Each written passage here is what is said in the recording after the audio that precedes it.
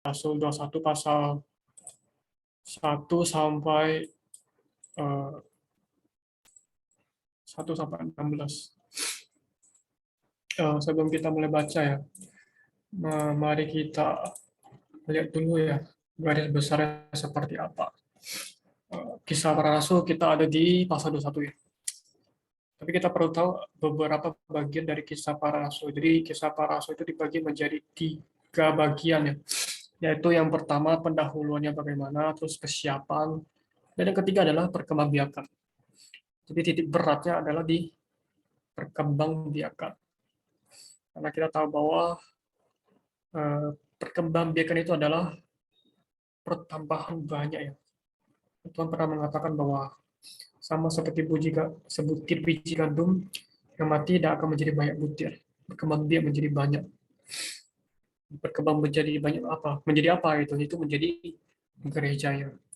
Jadi satu orang percaya, jadi makin banyak orang percaya. Dan perkembangbiakannya dibagi menjadi 2 kelompok dan di 2 tempat yang berbeda. Yang pertama di tanah Yudea melalui siapa? Melalui sekelompok sekerja Petrus.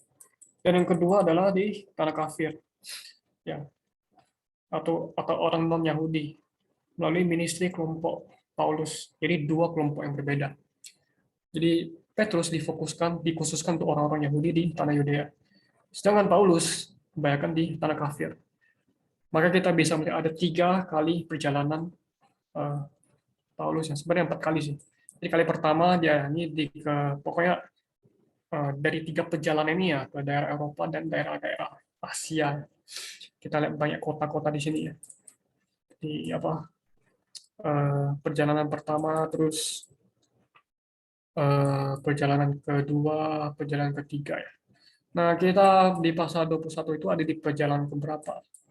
Ada di perjalanan ketiga, dan di akhir dari perjalanan ketiga. Dan di akhir dari perjalanan ketiga ini dia akan ke eh, Yerusalem ya. Oke.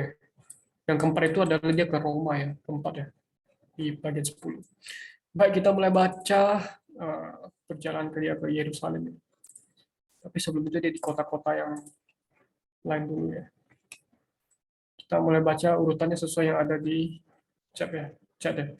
Yuk, mari kita baca yang judulnya, kita baca sama-sama, terus per ayatnya satu orang satu ayat ya, sesuai urutan yang di chat. Mari kita baca yang kita baca sama-sama. Satu, dua, tiga. Ke Tirus. Amin. Ayat 1, sesudah berpisah dengan mereka, kami bertolak dan langsung berlayar menuju Kos. Keesokan harinya, sampailah kami di Rodos, dan dari situ kami ke Patara. Di Patara kami mendapat kapal yang hendak menyeberang ke Fenisia. Kami naik kapal itu lalu bertolak. 3, kemudian tampak Siprus di sebelah kiri. Tetapi kami melewatinya dan menuju ke Syria. Akhirnya tibalah kami di Tirus, sebab muatan kapal harus dibongkar di kota itu. Kami mengunjungi murid-murid dan tinggal di situ selama 7 hari, karena bisikan roh murid-murid itu menasihati Paulus supaya ia jangan pergi ke Yerusalem. Tetapi setelah lewat waktunya kami berangkat meneruskan perjalanan kami. Murid-murid semua dengan istri dan anak-anak mereka mengantar kami sampai ke luar kota. Dan di tepi pantai kami berlutut dan berdoa. 6, sesudah minta diri kami naik ke kapal dan mereka pulang ke rumah. F, ke Ptolemais. Ayat 7, dari Tirus kami tiba di Ptolemais, dan di situ berakhirlah pelayaran kami. Kami memberi salam kepada saudara-saudara seiman dan tinggal 1 hari di antara mereka. G, ke Kaisarea. Keesokan harinya kami berangkat dari situ dan tiba di Kaisarea. Kami masuk ke rumah Filipus memberitai Injil itu, yaitu salah satu dari ke-7 orang yang dipilih di Yerusalem, dan kami tinggal di rumahnya. 9, Filipus mempunyai 4 anak gadis yang beroleh karunia untuk bernubuat. Setelah beberapa hari kami tinggal di situ, datanglah dari Yudea seorang nabi bernama Agabus. Ia datang pada kami lalu mengambil ikat pinggang Paulus. Sambil mengikat kaki dan tangannya sendiri, ia berkata, "Demikianlah kata Roh Kudus, beginilah pemilik ikat pinggang ini akan diikat oleh orang-orang Yahudi di Yerusalem dan diserahkan ke dalam tangan bangsa-bangsa lain." 12 mendengar itu, kami bersama-sama dengan orang-orang di tempat itu meminta supaya Paulus jangan pergi ke Yerusalem. Tetapi Paulus menjawab, "Mengapa kamu menangis sehingga membuat hatiku hancur? Sebab aku ini rela bukan saja untuk diikat, tetapi juga untuk mati di Yerusalem demi nama Tuhan Yesus." Karena ia tidak mau menerima nasihat kami menyerah dan berkata, "Jadilah kehendak Tuhan." Ke Yerusalem mengakhiri perjalanan kali ketiga. 15 Sesudah tinggal beberapa hari di Kaisarea, berkemahlah kami lalu berangkat ke Yerusalem. Bersama-sama dengan kami turut juga beberapa murid dari Kaisarea. Mereka membawa kami ke rumah seorang yang bernama Manason. Ia dari Siprus dan sudah lama menjadi murid, kami akan menumpang di rumahnya. Ketika kami tiba di Yerusalem, semua saudara seiman menyambut kami dengan senang hati. Amin. Ya, jadi pembacaan kita sudah selesai ya. Ya, intinya ini kan perjalanan dari Tirus Ptolemais ke Kaisarea, baru lanjut ke terakhir di Yerusalem. Jadi perjalanan terakhir ya. Sampai sejauh ini mungkin ada yang mau sharing dari pembacaan, apakah mungkin ada yang berkesan terhadap ayat-ayat yang kita baca? Min, aku terkesan di ayat 4 ya. Dibilang bahwa di yang kalimat kedua, karena bisikan roh murid-murid itu menasihati Paulus supaya ia jangan pergi ke Yerusalem. Jadi ini benar-benar memperlihatkan bahwa pergerakan Paulus sebagai rasul itu bukan bergantung keinginan hati Paulus saja gitu, bukan bergantung kepada keinginan hati murid-murid juga, tetapi ternyata setiap mereka mau pergi kemanapun tuh pasti ada pimpinan Roh Kudus gitu. Dan hari ini Roh itu kan telah tinggal di dalam kita. Jadi sebenarnya kemanapun kita pergi, Roh Kudus tuh pasti memimpin gitu, dan pasti memberikan kita satu pembicaraan gitu. Jadi hari ini kalau misalnya kita mau memiliki jalan yang sesuai dengan keinginan hati Tuhan, kita perlu mendengarkan perkataan Roh Kudus yang ada di dalam kita gitu. Dan sebenarnya bukan hanya yang ada di dalam kita, tetapi sebenarnya melalui firman juga kita harusnya tahu ya, maksudnya Tuhan maunya apa gitu. Terus aku juga terkesan di ayat 13. Paulus mau rela, tadi bilang ya, aku ini rela bukan saja untuk diikat, tetapi juga untuk mati di Yerusalem demi nama Tuhan Yesus. Jadi kayak benar-benar terkesan aja sih sama Paulus ini gitu, maksudnya dia mau melayani Tuhan sampai dia tuh mau mati gitu loh bagi nama Tuhan Yesus gitu. Sedangkan hari ini kayaknya kalau misalnya orang disuruh mati bagi nama Tuhan mungkin mikir-mikir ya, bahkan bukan hanya mati buat Tuhan gitu, untuk memberikan waktu datang kepada Tuhan juga mungkin ya masih pikir-pikir gitu, kayaknya misalnya 30 menit aku masih bisa ngerjain sesuatu selain baca Alkitab atau yang lainnya. Jadi kayak jadi kayak hal rohani itu menjadi sesuatu yang nomor 2 gitu loh. Jadi bukan sesuatu yang utama. Tapi kalau kita lihat teladan dari Alkitab ini, Paulus itu bukan hanya mengutamakan Tuhan, tetapi dia mau mati gitu loh bagi Tuhan Yesus. Ya semoga melalui firman yang dibaca ini, pertama kita mendengarkan perkataan Roh Kudus, kedua juga kita belajar mengutamakan Tuhan, bahkan ya mungkin bisa jadi kita seperti Paulus hari ini. Amin. Amin. Thank you, Pak Maria. Oke, Eva baru masuk ya. Oke. Apakah ada lagi yang mau sharing? Dari ayat 1 sampai ayat 16. Kalau nggak ada kita tutup ya.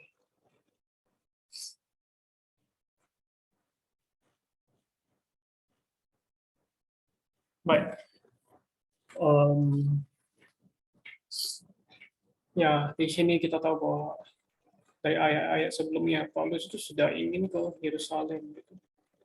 Mengakhiri perjalanannya ke Yerusalem. Ya, tapi sebelum ke Yerusalem sudah banyak ya dia mendengarkan peringatan. Kelihatan itu peringatannya seolah-olah membuat dia itu mengancam dia ya, membuat dia itu kayak harusnya mau kalau kita dengar ya itu harusnya sesuatu yang menakutkan.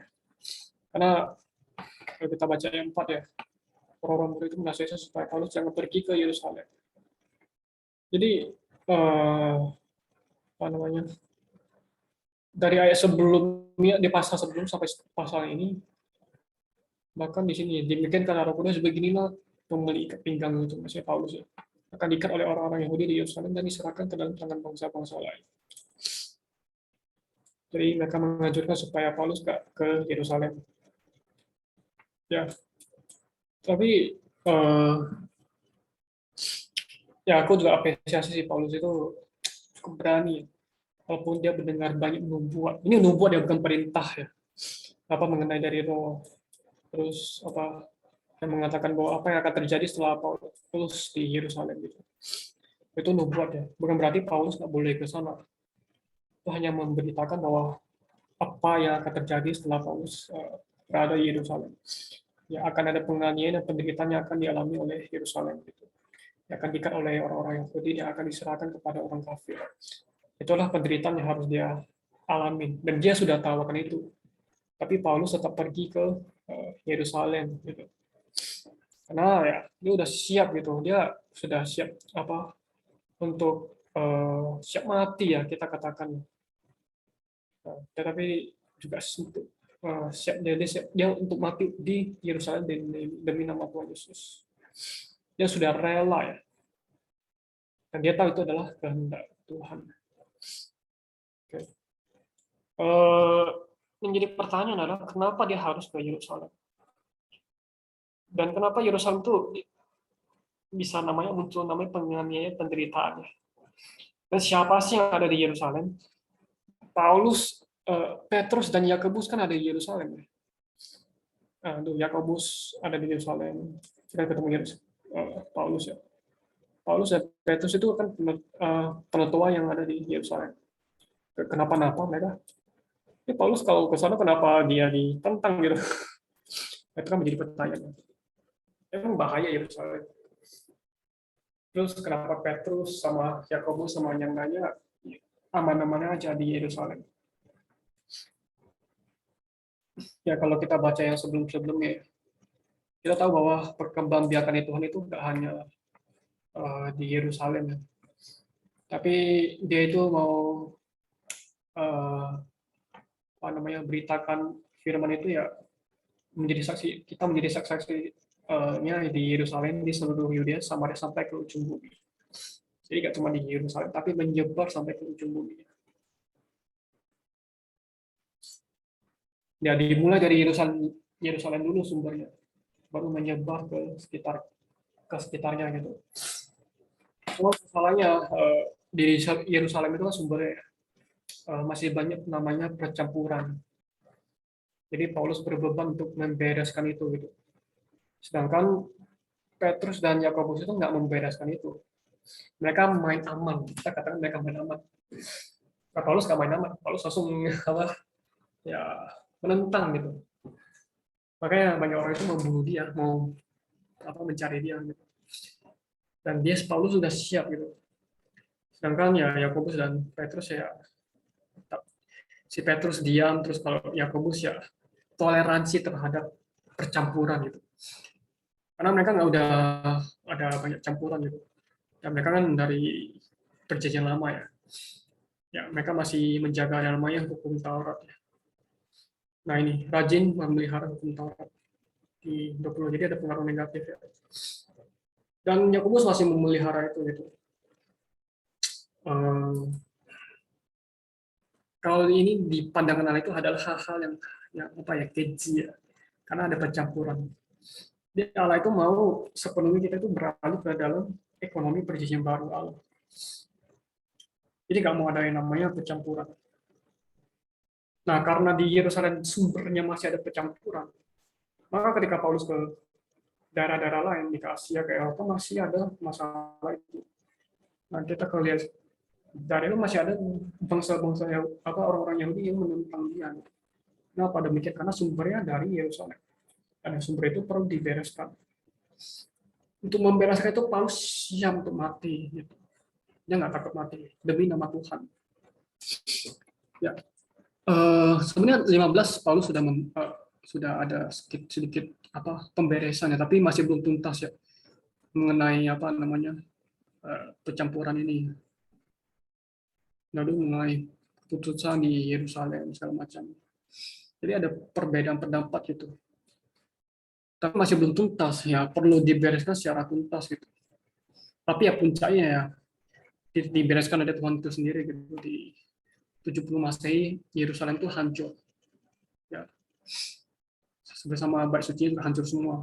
Jadi ya yang namanya agama pencampuran sudah Allah bereskan. Jadi itu demikian. Maka itu ya sangat penting yang kita perlu murni terhadap Tuhan, mutlak terhadap Tuhan. Dan tidak boleh toleransi terhadap yang namanya ragi atau enggak pencampuran. Kita harus murni terhadap Tuhan karena Allah nggak suka yang namanya pencampuran. Itu adalah satu kekejian bagi Dia. Dan kita juga harus mutlak terhadap kebenaran. Sekalipun kita menderita, sekalipun berlawanan dengan banyak orang, lawan arus, sekalipun banyak orang menentang, kita tetap perlu berdiri di pihak Tuhan itu, kebenaran. Kita tetap murni di hadapan Dia. Dan kita tetap perlu mementingkan kehendak Tuhan. Amin. Kita sampai di sini saja ya, Tuhan. Mungkin ada yang mau sharing lagi atau mau menambahkan lagi? Oke, kalau nggak ada ya mari kita tutup ya dalam doa. Siapapun boleh bantu kita tutup dalam doa untuk malam ini. Apakah ada saudara? Baik, kalau nggak ada ya saya tutup dalam doa ya. Mari kita berdoa. Amin, Tuhan Yesus. Tuhan, terima kasih ya Tuhan atas teladan Paulus. Yang rela pergi ke Yerusalem. Tuhan yang mutlak, Tuhan di pihak Dikau, juga bagi kehendak-Mu, dan juga yang mutlak menderita demi nama-Mu. Tuhan dapatkan setiap kami, juga besar kapasitas kami. Tuhan Yesus, sehingga kami boleh tetap mutlak di hadapan-Mu. Di antara kami juga tidak ada yang namanya pencampuran ya Tuhan. Tuhan, kira infuskan firman-Mu sebagai kebenaran ke dalam setiap kami. Supaya kami tidak menyimpang, Tuhan juga tidak ada pencampuran. Tuhan, kami ingin mutlak, ingin murni di hadapan-Mu. Juga berikan kami, Tuhan, keberanian, juga kerelaan seperti Paulus. Tuhan yang rela menderita, Tuhan bagi kehendak-Mu, bagi nama-Mu. Tuhan, dalam nama-Mu kami mengucap syukur. Tuhan, kami juga memuliakan nama-Mu. Amin. Baik, kita sampai di sini saja. Selanjutnya mungkin ada pengumuman dari Kak Maria.